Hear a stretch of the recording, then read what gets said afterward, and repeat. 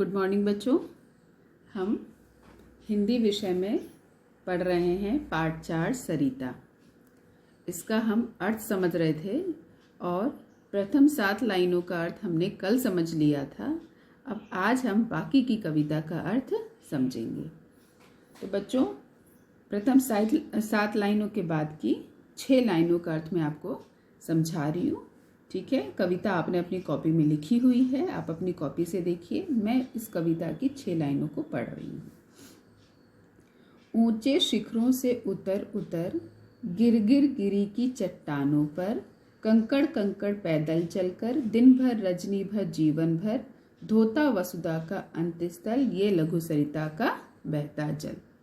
तो इन लाइनों का अर्थ ये है बच्चों कि यह जल पर्वत की ऊंची चोटियों से नीचे उतरकर पहाड़ों की चट्टानों पर गिरता रहता है। दिन रात और जीवन पर्यंत यह जल कंकड़ पत्थर में प्रवाहित होते हुए पृथ्वी का तल धोता रहता है। ऐसा है इस छोटी नदी का बहता जल। अब इसके बाद है बच्चों, इसके बाद की 6 लाइनों का अर्थ मैं 6 लाइनें पढ़ रही हूँ।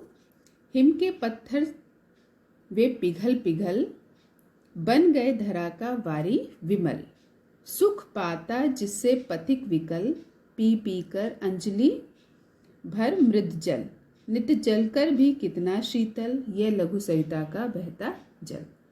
तो इन 6 लाइनों का अर्थ बच्चों ये है कि पर्वत के कठोर हिम से यह जल पिघल पिघल कर पृथ्वी का स्वच्छ और साफ जल बन गया है।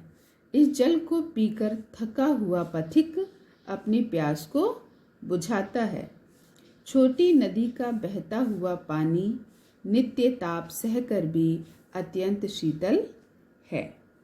इसके बाद बच्चों आखिरी 6 लाइनों का अर्थ है, कितना कोमल कितना वत्सल रे जननी का वह अंतस्थल, जिसका यह शीतल करुणा जल बहता रहता युग युग अविरल, गंगा यमुना सरयू निर्मल ये लघु सरिता का बहता जल। तो इसका अर्थ है, धरती का हृदय बहुत कोमल, जीवन रक्षक और पुत्रवत स्नेह करने वाला है।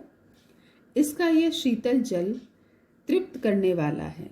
गंगा यमुना सरयू का यह स्वच्छ जल युग युगांतर से लगातार प्रवाहित होता चला आ रहा है। प्रवाहित का मतलब बहता चला आ रहा है।